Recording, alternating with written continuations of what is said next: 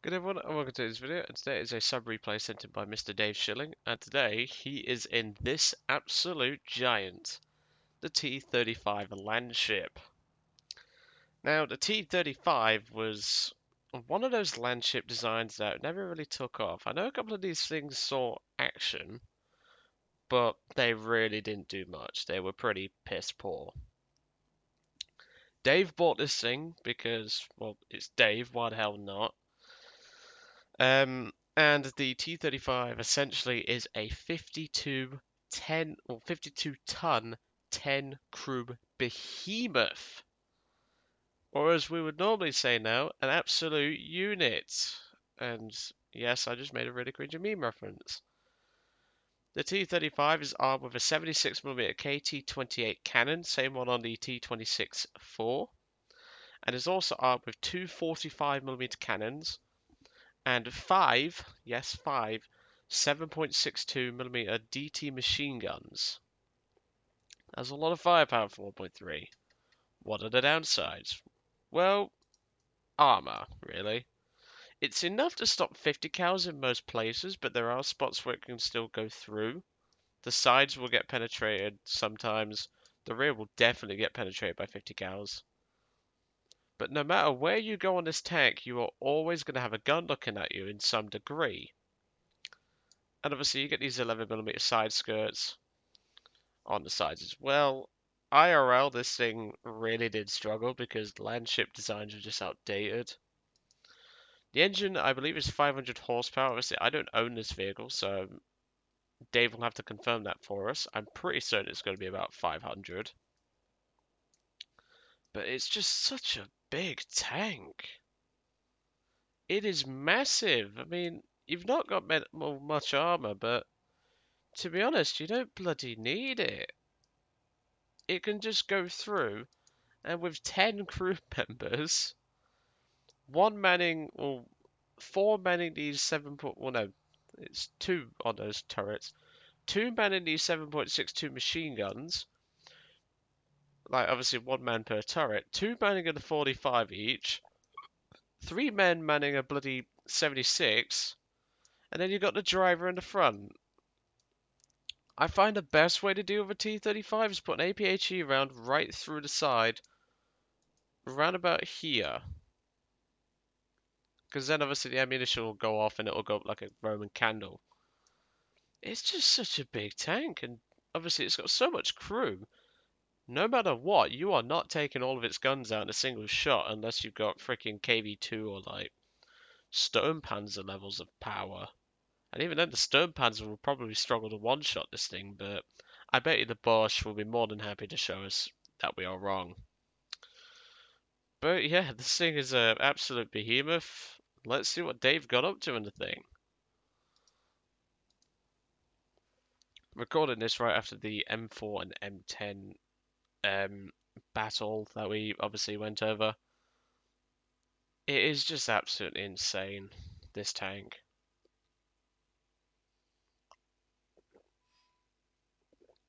No armor, pretty poor mobility according to Dave. But when you got this much firepower, you don't need it. To be truthfully honest, you don't need it. So obviously today, Dave is, well, bushed up for a start. He loves to bush up his tanks. And he's also put a very, so I would say, questionable decal layout, which I know the Digital Time Traveler weren't like that. But, yeah. It's a bear with, yeah, I'm sure you can work that out. And obviously that is a girl, or a girl on the side of his tank. He's got it. He doesn't have it on the other side. But he once had an encounter with a Italian player who's just sat on the side of him and just stared at that, probably laughing their head off. But yep, Dave's got 25 APHE BC in the 30 or the 76 up above, as well as 10 shrapnel rounds. The shrapnel rounds are pretty piss poor, but you never know. And he's also got 48 APHE BC rounds for the 45s. Those are. Not sure if Dave actually has his guns set to different keyboard binds, but I'm fairly certain Dave has the intelligence to do that. To be fair though, some of the things Dave comes out with is just, oh, I don't know if he even has any intelligence remaining. At this point, I think he just got shot by a teammate, so we don't need to worry too much about that. That dinging off his rear. It's just the size of this thing, like, honestly, you need 2 parking spaces to park this bloody thing. You'd have to park it like the average BMW driver. And then you'd have to do it sideways. In fact, it might take up even 3 parking spaces. But obviously with an approximately 500 horsepower engine and weighing 52 tons, you don't get around very easily. But even so, it's just an absolute unit of a tank. There's no other way of putting it. I mean, Jesus. But now obviously Dave's on the A point. He's going to get quite a few captures this game, which is always nice. Obviously he's not grinding anything low tier at the moment, so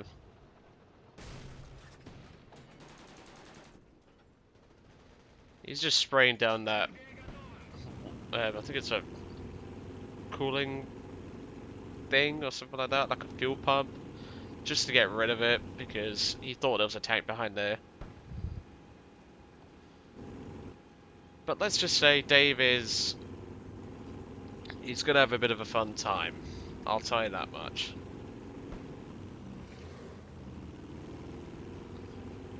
But honestly, this tank is just so massive.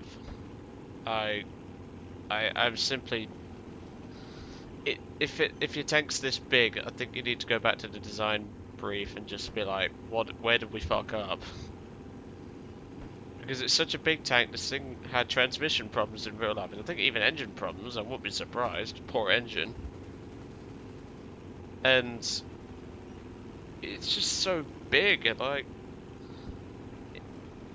Dave is probably screaming at his crew in Swedish, like, port starboard to turn this thing. Like, I wouldn't be surprised. It'd be a bit like that episode from Mr. Bean, which, if you've never watched Mr. Bean, you didn't grow up properly. Where he's trying to find that one ray of sunlight. He chases it around in his Mini Cooper. He jumps on a boat and starts sunbathing, but obviously the ray of light starts moving, and he then yells down to the captain and the crew in the bridge, port and starboard, just to keep himself in the sunlight, which was pretty funny. That episode has been around for a long time. I still watch Mr. Bean to this day, and I'm nearly 19 for God's sake. I used to watch it when I was like 4 years old. Oh, how times have gone by. Obviously, Dave's moving up to the B point. This Kimber Cat, which just sounds like he's trying to rip off a Kit Kat, is sat waiting for Dave, I think, but he probably doesn't expect the Russian Inquisition with the amount of guns this thing has. And there was nothing that guy could have done. There was just so many guns firing at him. He had the 45 blazing away, had a machine gun blazing away, and he had the 76 about to blaze away at him. He stood no chance. If you're going to take out a T-35, you need at least 2 men or 2 people to do it. One person to focus the 45s, one person to focus the 76. That's what you need to do to disable this giant and kill it. Me personally, I just ammo rack it or drop a bomb on its head. But I rarely see T-35s now. I've been seeing a handful more, but to be honest, most people bring them up into high tier thinking it's smart or something. Dave's now blazing away with what, 4 machine guns on the front? It's just, wow, this thing is just an absolute unit. And the A13 from earlier on is coming back for a revenge kill, it would seem, and he's about to have a very bad day at the office. As you can see, this thing just doesn't give a fuck. I think it's because of its slow speed. What is that? That's DaveSchilling. That was a kill on the Igo code. I just had to close out Facebook because Dave loves messaging me.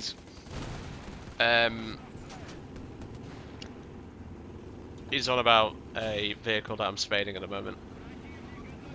But there's his fourth kill. Obviously, he got third on the Igo hangar. His 76 is out, but his 45s are not. He's taken a beating. I'm not sure how many crew members he has left. Let's take a look. He is down to 6 men in this tank. Obviously, as the crew member amounts go down, he is going to start losing weaponry. He's going to be losing the 7.62 gunners, which are on those little turrets there. They're going to move to the main guns of the tank. His 76 is now online. His front 45 is now online. But I believe he's getting a spare retard back in the tank. Oh wait, no, he's only fixing the gun, which... Oh wait, no, here we go. He's just activated his spare retard. I haven't actually watched this fully. I was up to this point and then I just forgot, to be truthfully honest. I know roughly what happens from here on out, and here comes an F1M2 trying to bomb him, I think. Yeah, he misses bombs, that's good. But now Dave has one of his crew members back in the 76. I think he's got the loader back in that thing. Honestly, could you imagine trying to command this tank? You're gonna command 10 men to do exactly what you want. Well, 9 men technically if you include yourself. I mean, it'd be a lot of work. Like you'd say 45, first 45, aim right, second 45, aim left, 76, face forward, 7.62s, face corners. Like, you'd have to be manning so many different people and telling them what to do. And then you've got the visibility. Like, there's barely any optics on this vehicle where you could look 360 from what I can tell. In my opinion, these landship designs were a load of bollocks. They really looked like they sucked. I mean, we had the Independent in the British tree. For the Germans, you have the Nubberfahrzeug. The US doesn't actually have one. The Japanese have the Rogo. The French don't really have anything. The Italians don't really have anything. But these things are just absolute freaking monsters. Like, if I saw one of these things IRL, I'd be shitting myself. The Stuart gets a bit overconfident there and thinks he can shoot over at Dave's massive turrets. But no, Dave could shoot you. You just didn't have the gun depression there, my friend. Dave gets his 5th kill, getting his ace. He is capping the C point again, because obviously that Stuart did cap it temporarily. Whilst David turned around and obviously spin this massive beast around. And there's Dave's 3rd capture. But honestly, I'm just absolutely amazed that this thing ever got put into production.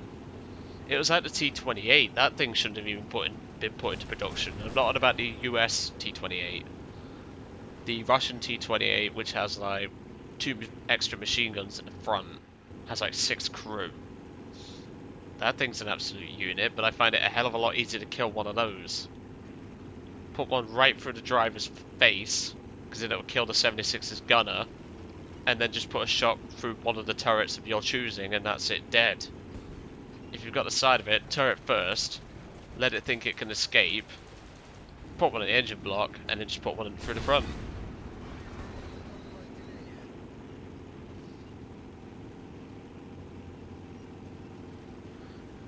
But yeah, Dave's just taken a hit to his engine there. Obviously, it's not destroyed the engine. It's done some damage, but even so, Dave has felt that in the engine horsepower department. Let's just say that. As if this thing isn't struggling anymore already. The guns, or the engine is now struggling itself.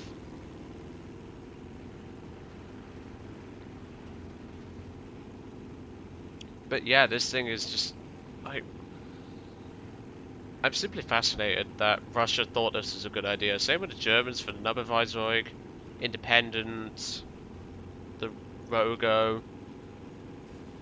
It's just dumb. It honestly is dumb. But hey, I don't build bloody tanks, do I? So now Dave's moving past the B point. He's going to make his way down to the A point. He didn't really give me much about this battle as far as I'm aware in the email. Like, he gave me, obviously, he got quite a lot of caps, had some moments where it was rather intense and all that. But other than that, it was just watch the replay and just find out what goes off and all that. And to be honest, I prefer that. If you just say this battle was awesome because of a moment at this time point, I will use it if I deem it good enough. To be fair though, I've been trying to use more of my subscriber replays that people sent to me. Obviously we've come far when we started, and we've had a new few subscribers. I've been looking at my analytics, and it turns out most of my viewers are actually American. And yet I seem to make a lot of American offending jokes, and yet none of them have left, surprisingly. Eh, most of them must not be from Alabama then. They'll be fine. There you go, 45 and a 76 right for the front of that M2 medium. There's just nothing that guy could have done.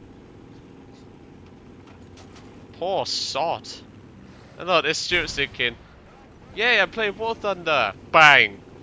Not anymore, kid.